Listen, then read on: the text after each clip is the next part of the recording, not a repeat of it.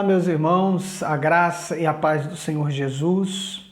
Estamos aqui mais uma vez para compartilharmos um pouco da palavra de Deus, um pouco daquilo que Deus tem ministrado aos nossos corações através da tua palavra. E nesta ocasião eu gostaria de falar sobre a mensagem de Jesus, a mensagem que Jesus, o Filho de Deus, o Cristo de Deus, trazia consigo para os seus ouvintes e agora para toda a humanidade.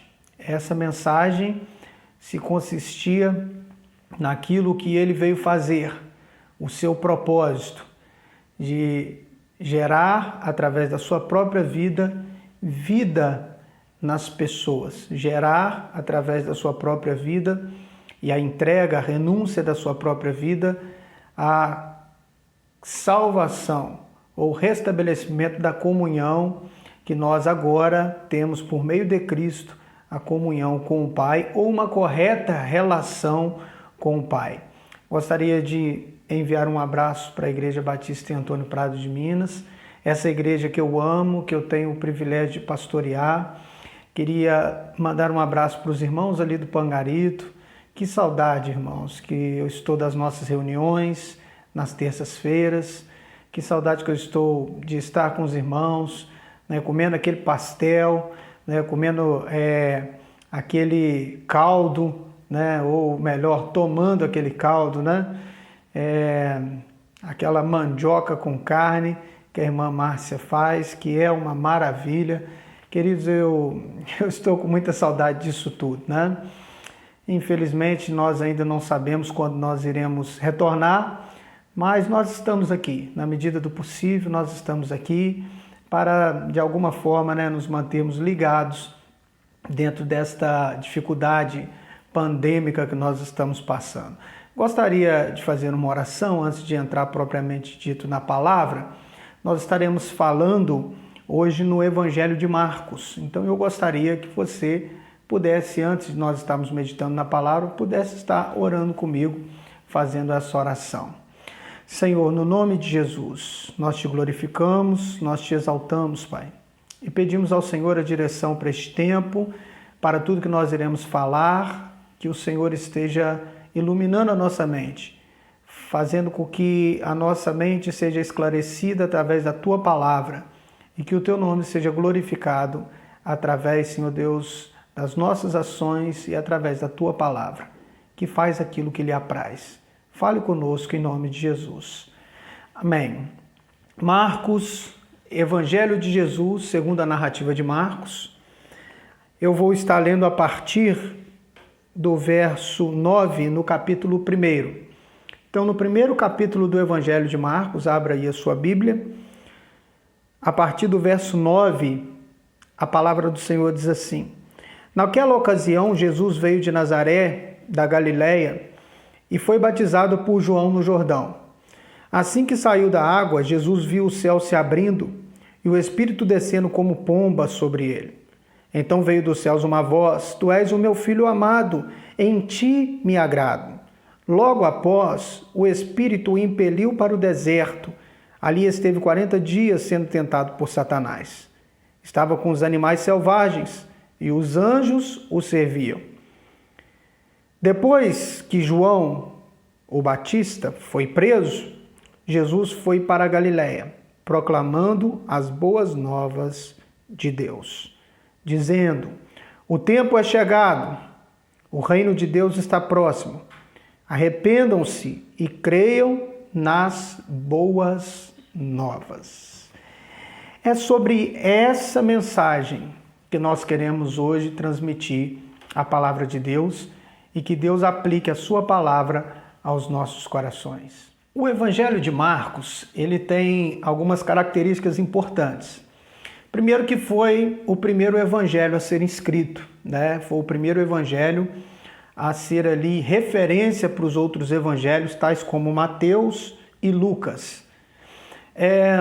O Evangelho de Marcos, ele apresenta Cristo como o servo sofredor, como aquele que veio para servir e não para ser servido, e para sofrer a nossa morte, o nosso sofrimento, em prol da nossa salvação.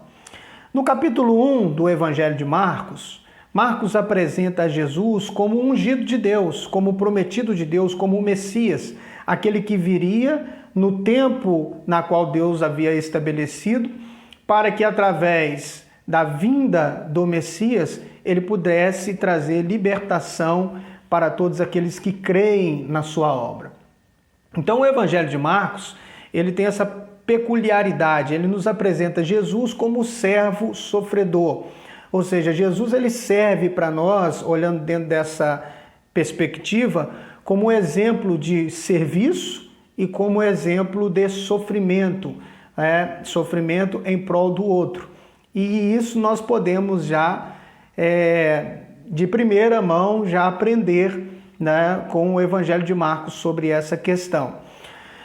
Marcos apresenta Jesus como o ungido por uma série de determinadas situações que eu vou estar, então, me utilizando do capítulo 1, e gostaria que você que estivesse aí com a sua Bíblia pudesse também estar abrindo a sua Bíblia e nós pudéssemos aqui discorrer um pouco sobre este capítulo 1. Então, em primeiro lugar, nós vamos perceber que Jesus ele recebe o testemunho das próprias palavras de Deus, da própria Escritura. No capítulo 1 de Marcos, a partir do verso 2, a palavra do Senhor vai dizer assim: conforme está escrito no profeta Isaías, Antigo Testamento, enviarei à tua frente o meu mensageiro, ele preparará o teu caminho. Isso se referindo a João Batista, aquele que viria preparando o caminho do Messias, do prometido de Deus. Então nós vamos perceber que Jesus é apresentado por Marcos como o autêntico Filho de Deus, ou o legítimo ungido de Deus, aquele que viria por parte de Deus para a salvação da humanidade. E nós vamos perceber que a própria palavra, a própria Escritura dá testemunho. Então Jesus é legítimo com relação a ser o Filho e o ungido de Deus, na perspectiva de que a própria palavra afere isso. Ele recebe testemunho da própria palavra de Deus, da própria Escritura. Em segundo lugar, ele recebeu o testemunho de João Batista. No verso 7 e 8, no capítulo 1, a palavra do Senhor vai dizer assim: e esta era a sua mensagem, a mensagem de João Batista: depois de mim vem alguém mais poderoso do que eu, tanto que não sou digno nem de curvar-me e desamarrar as correias das suas sandálias. Eu os batizo com água, mas ele os batizará com o Espírito Santo. Então o próprio João Batista, aquele que veio a batizar o Senhor, aquele que veio preparar o caminho conforme as Escrituras, ele mesmo também dá testemunho de que Jesus era superior a ele, que Jesus de fato era o Messias de Deus, ou o enviado de Deus para aquele tempo, naquela época, para a salvação de todos, em todas as épocas e em todos os tempos. Nós então vamos perceber na figura de João Batista, do testemunho de João Batista, em suas palavras, ele aferindo que de fato Jesus é o Cristo de Deus. E em terceiro lugar, nós vamos perceber Jesus ele recebendo agora de forma definitiva, para que fique claro, para que não houvesse dúvida. Jesus ele recebe o testemunho do Pai e do Espírito Santo, que são e fazem parte da divindade, as três pessoas em um só Deus. Nós vamos perceber isso no capítulo 1, no verso 9 e no verso 10, quando a palavra diz assim: naquela ocasião, Jesus veio de Nazaré da Galileia e foi batizado no Jordão. Assim que saiu da água, Jesus viu o céu se abrindo e o Espírito descendo como pomba sobre ele. Isso significa dizer que houve aprovação. Quando o Espírito vem em forma corpórea de uma pomba, dentro de uma simbologia, e vem, sobre o Senhor Jesus, fica evidenciado aí a aprovação, o testemunho do próprio Espírito de Deus com relação a Jesus ser de fato o Filho de Deus, o ungido de Deus. E depois, posterior a isso, no verso 11, nós vamos ver o testemunho do Pai. Então veio dos céus uma voz: Tu és o meu filho amado, em ti me agrado.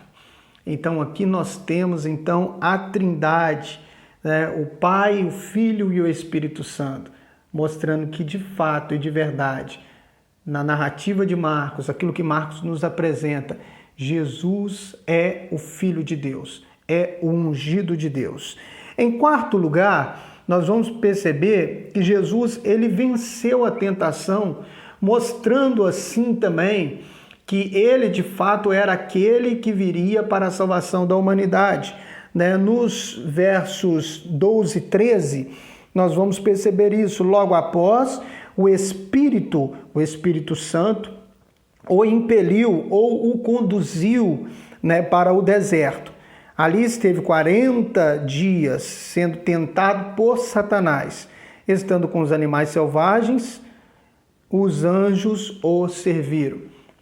A narrativa de Marcos, ela não é muito completa com relação a essa tentação. Em Mateus, nós vamos ter detalhes maiores, mas é importante nós percebermos que Jesus ele vence então a sua primeira tentação dentro da perspectiva de ministério.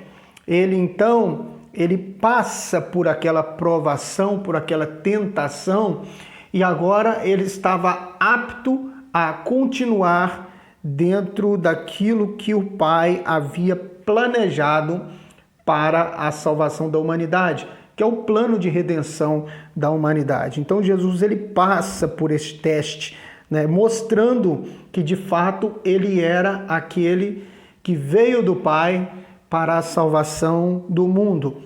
E dentro dessa parte introdutória, queridos, eu gostaria de então finalizar essa introdução nos mostrando que de fato Jesus é o Filho de Deus, o ungido de Deus.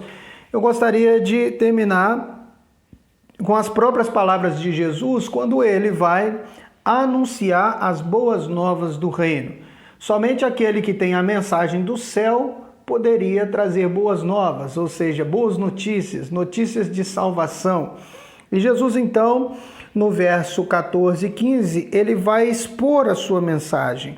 A mensagem que ele veio decidido a trazer para a humanidade. Depois que João foi preso, verso 14, Jesus foi para a Galiléia, proclamando as boas novas de Deus. E dizia: o tempo é chegado, o reino de Deus está próximo. Arrependam-se e creiam nas boas novas. Nos versículos 14 e 15, queridos, nós vamos perceber, então, no mínimo aí, 3 palavras que cercam e que fazem parte da nossa fé cristã. A primeira palavra da mensagem de Jesus, que são 3 grandes palavras da fé cristã, a primeira palavra trata-se das boas novas. Então nós vamos perceber Jesus então anunciando a boa notícia de Deus, a boa nova de Deus, a boa nova do Evangelho. E Jesus então, dentro desta perspectiva de boa nova, ele começa então a trazer aos seus ouvintes uma novidade, uma palavra de esperança. Trata-se das boas novas com respeito à verdade, com respeito à verdade de Deus, com respeito ao caráter da verdade de Deus. Até a vinda de Jesus, os homens eles viviam na expectativa da vinda do Messias, na expectativa daquele que viria para salvar a humanidade. Então, até a vinda de Jesus, os homens enxergavam a verdade de uma forma meio que obscurecida. A verdade, ela já era presente no contexto judaico, ela já era presente na esperança das profecias, ela já era presente na esperança do Messias que Deus havia de enviar, mas agora eles estavam diante da verdade. Agora a verdade estava encarnada, Jesus é a verdade de Deus. Então, eles agora têm e recebem a boa notícia da verdade de Deus. A verdade agora estava presente, latente aos olhos dos seus ouvintes. A verdade agora era percebida, era encarnada. Então, Jesus é a verdade, ele é o verbo, ele é a verdade, ele é o Logos de Deus. Então os seus ouvintes puderam ali, naquele momento, ter contato com a boa nova de Deus que veio por meio da verdade de Cristo. Cristo é a verdade do Evangelho. Com a vinda de Jesus, então, eles puderam agora ter o seu entendimento esclarecido. Aquilo que era obscuro agora estava sendo esclarecido pela luz da verdade de Cristo. Trata-se das boas novas de esperança. O mundo antigo era um mundo desesperançoso, era um mundo que vivia em guerra, era um mundo que vivia por conflitos, era um mundo dominado por impérios. Agora Jesus ele vem trazendo uma palavra de esperança, né? A vinda de Jesus traz esperança aos corações desesperançados.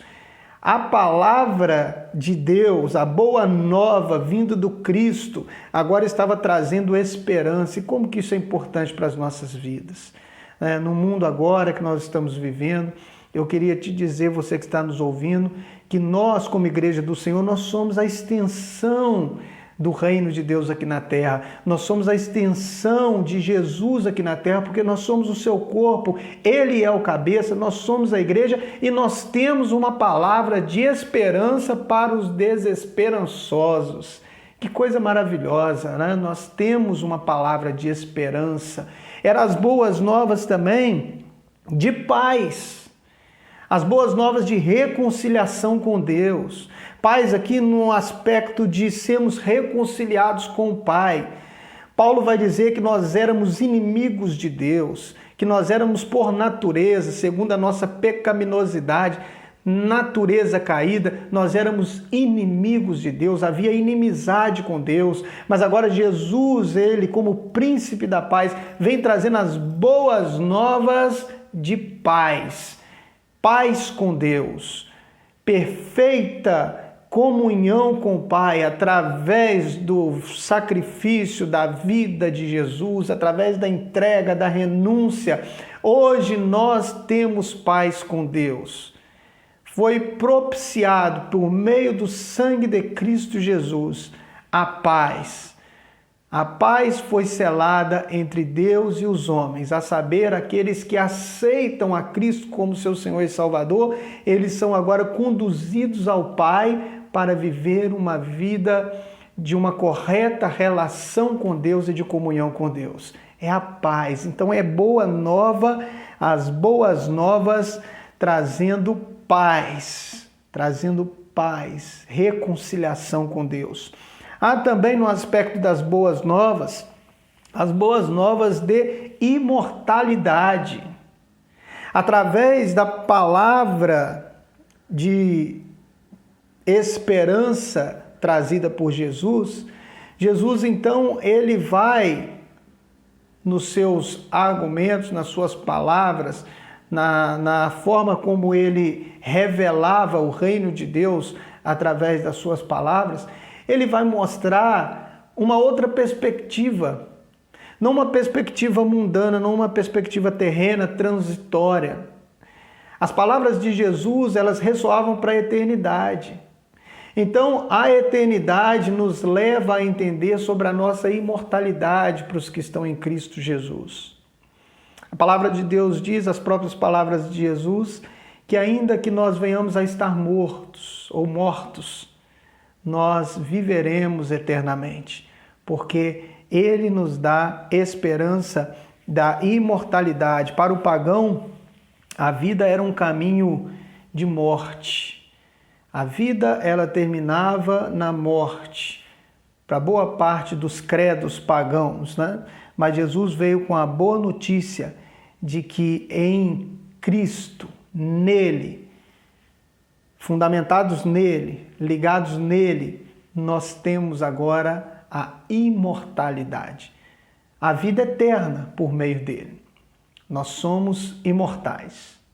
Nós nascemos, nós crescemos, frutificamos, um dia morreremos. Mas aqueles que estão em Cristo Jesus viverão eternamente. É boa nova de imortalidade. Há um outro aspecto nas boas novas trazidas por Jesus e dentro da sua mensagem, as boas novas com relação à salvação. A salvação. A salvação não se trata simplesmente de não sermos mais castigados ou poder fugir dos pecados que foram cometidos no passado. A salvação é o poder que Deus nos dá para vivermos uma vida vitoriosa e derrotarmos o pecado. Nós fomos salvos da ira de Deus. O inferno era apenas o castigo, o destino traçado para cada um de nós que nascemos no pecado, pois o salário do pecado é a morte. Mas em Cristo Jesus nós temos o dom de Deus, a gratuidade de Deus, a vida eterna, o dom perfeito de Deus. A salvação por meio de Cristo Jesus, quando nós aplicamos nisso a nossa fé. Então, quando nós cremos, nós somos salvos. Não é por aquilo que eu faço, é por aquilo que Ele fez. Não é por aquilo que eu obro, é por aquilo que Ele concretizou na cruz. Então Jesus é aquele que traz consigo não somente a mensagem da salvação, mas Ele, a sua vida, a sua obra, a sua entrega, a sua renúncia, o fato de ter morrido por nós, a nossa morte, o perdão dos nossos pecados, nós encontramos na cruz de Cristo. Então, a mensagem de Jesus é a mensagem de salvação. É chegado o reino de Deus. Jesus, então, estaria dizendo, está aberta, está inaugurada a oportunidade para aqueles que desejam que Deus reine em seus corações, para aqueles que desejam que Deus agora faça morada, reine, trabalhe, faça com que nós venhamos a viver para Ele. É inaugurado, é chegado o reino de Deus. Agora o reino de Deus está propício a todos aqueles que se aproximam deste reino e do Rei do reino, que é o próprio Jesus. A segunda palavra que nós vamos encontrar na mensagem de Jesus é a palavra arrependimento. Arrependam-se. Arrependimento é a ideia de que nós precisamos agora mudar de mente, pensar diferente com relação à pessoa de Cristo Jesus. É importante nós entendermos que Marcos está escrevendo a pessoas esclarecidas, as pessoas que conheciam as promessas de Deus. Marcos está escrevendo aos judeus, aqueles que eram ou tinham contato direto com as Escrituras. Marcos não está falando a pessoas leigas, Marcos está falando agora a pessoas esclarecidas. Então, o arrependimento aqui seria a ideia de que as pessoas agora deveriam pensar de forma diferente com relação a Jesus e considerá-lo como Messias. Por isso, a palavra para arrependimento é metanoia, é mudança de mente. Agora você precisa mudar a sua mente com relação à pessoa de Jesus. Você precisa agora considerar no seu coração que Jesus é aquele que veio de Deus para a salvação da humanidade. E Marcos está escrevendo isso então para pessoas esclarecidas. Aqui, o arrependimento seria a ideia de nós buscarmos agora entender que de fato e de verdade nós precisamos estar voltados para Jesus.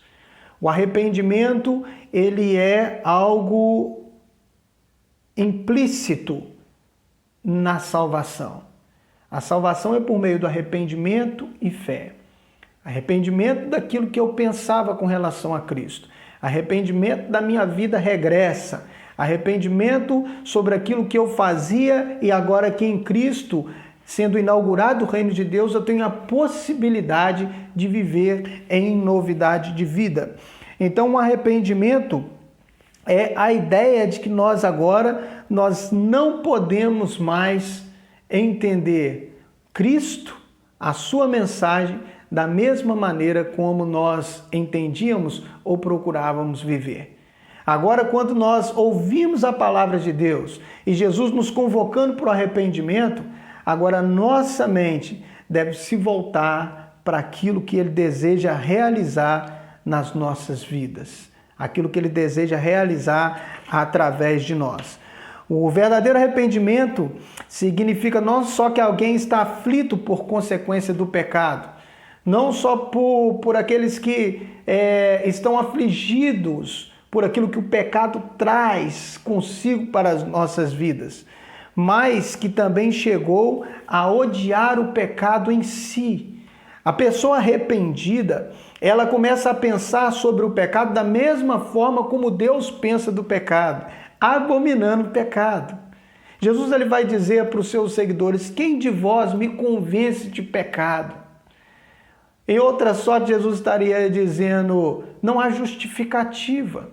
Então, o arrependimento, ele é um dos pilares, vamos dizer assim, para uma mudança completa de vida.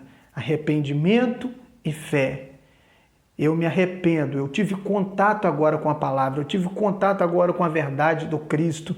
Eu agora sei que por meio de Cristo eu posso me reconciliar com o Pai, posso viver em paz. Eu sei que agora Ele tem uma palavra de esperança. Eu preciso agora mudar então o meu conceito com relação ao que Jesus fez por mim. Eu preciso aceitar agora o sacrifício que Ele fez por mim e agora viver uma vida de arrependimento, uma vida que eu agora abomino a minha vida pregressa e começo a pensar de forma correta com relação ao pecado. O pecado, ele deve ser para o cristão algo abominável. Nós pecamos? Pecamos. Nós falhamos? Falhamos. Mas o prazer no pecado não pode fazer parte mais da nossa vida. Então a segunda palavra é arrependimento. Jesus está conclamando os seus ouvintes: arrependam-se. É chegado o reino de Deus. Agora a oportunidade está diante de vocês. Arrependam-se, mudam de mente. Pense agora de forma diferente. Abomine o passado. Pense do pecado assim como Deus pensa sobre o pecado, de forma abominável.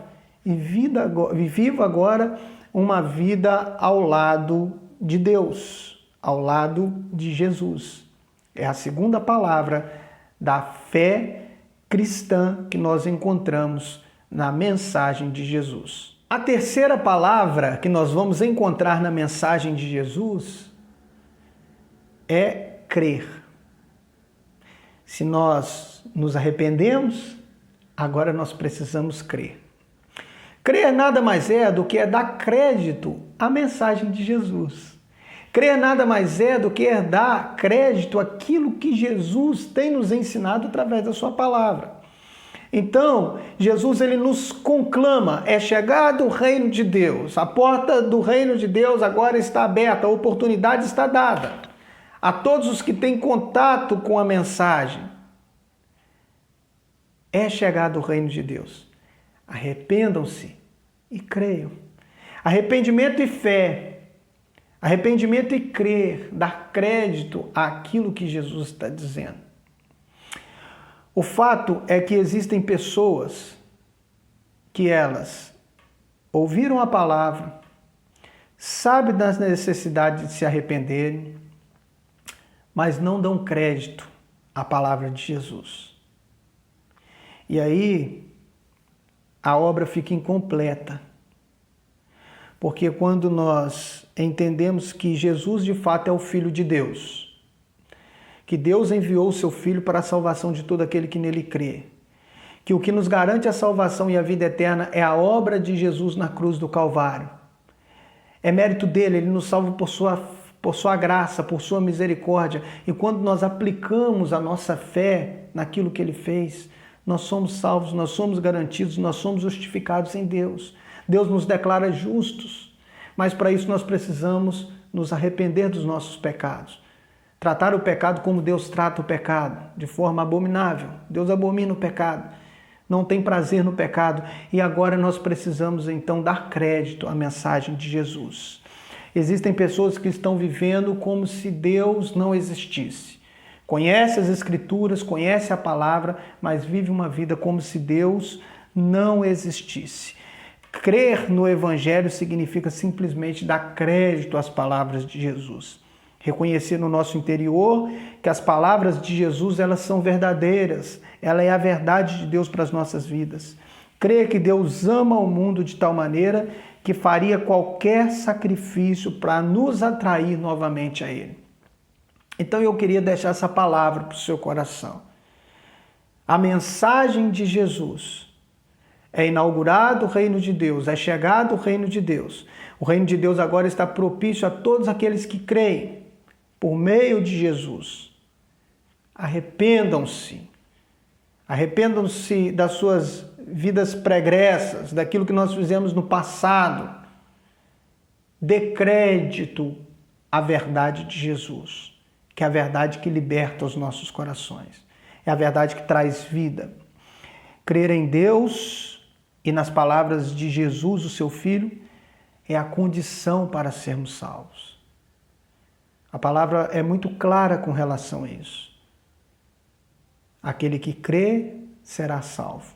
Aquele que não crê já está condenado, ou seja, continua na mesma condição pela qual nós nascemos, porque nós já nascemos destinados à condenação, porque nascemos no pecado. Mas em Cristo Jesus, e a verdade de Jesus tem poder para libertar, para justificar, para salvar todo aquele que se arrepende e crê. Eu gostaria, neste momento, você que está nos ouvindo, de fazer uma breve oração. Talvez você está tendo contato com essa palavra mais uma vez na sua vida e está tendo a oportunidade de agora entregar a sua vida a Jesus. Talvez você já entregou a sua vida a Jesus, mas ainda sente que precisa melhorar o seu relacionamento com Ele, ou viver uma correta relação com Deus.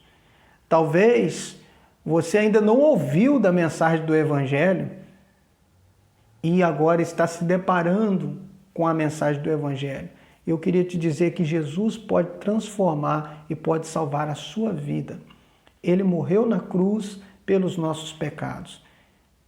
Ele morreu para que na sua morte nós pudéssemos ter vida. A morte de Jesus nos dá garantia de salvação. A morte de Jesus nos reconcilia com o Pai. Ele pagou um preço que era nosso. Nós que deveríamos estar na cruz. Mas Ele quis, de forma espontânea, pagar no nosso lugar este preço. E eu gostaria, então, de estar orando por sua vida. Você talvez já esteja firmada no Senhor, já esteja firmado no Senhor, mas ainda sente, né, que precisa melhorar a sua relação com Deus. Eu ainda também gostaria de orar por você. Nessa breve oração, gostaria que você pudesse fechar os teus olhos e pudesse concordar comigo se for da sua vontade. Vamos orar ao Pai. Pai, no nome de Jesus, nós te glorificamos e te exaltamos. Obrigado, Senhor Deus, por tua palavra. Obrigado porque a mensagem de Jesus vem trazendo esperança, vida para os nossos corações. Obrigado porque Jesus é o Filho de Deus, é o ungido do Senhor para a salvação do mundo, da humanidade. Nós, Pai, pedimos ao Senhor que o Senhor esteja alcançando este que está do outro lado da tela, esta que está do outro lado da tela, juntamente com sua família. Se ela não é salva, se ele não é salvo, que o Senhor esteja agora falando ao coração, porque o reino do Senhor é chegado, a inauguração do reino veio por meio de Cristo Jesus, e em Cristo Jesus nós temos a possibilidade de nos aproximarmos diante do Senhor e até o Senhor.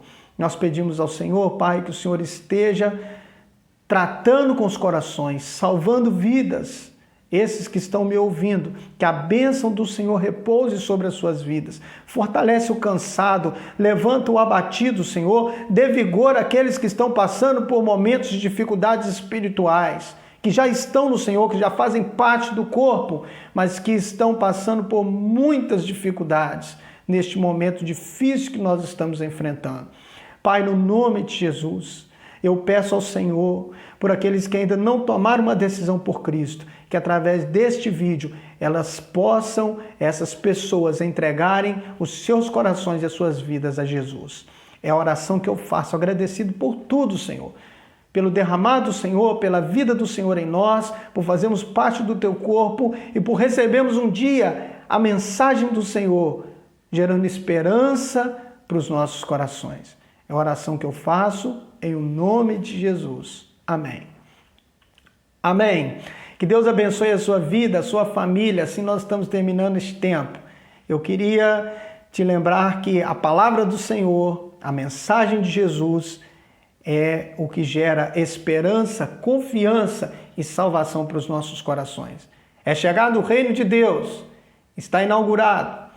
Todos nós hoje temos e podemos, em Cristo Jesus, temos acesso ao Pai por meio da morte de Jesus. É chegado o reino, arrependam-se e creiam no Evangelho. Creiam nas boas novas, creiam nas boas notícias, porque as palavras de Jesus são boas notícias para os nossos corações. Que Deus te abençoe em nome de Jesus e que essa palavra frutifique em seu coração para a glória dele.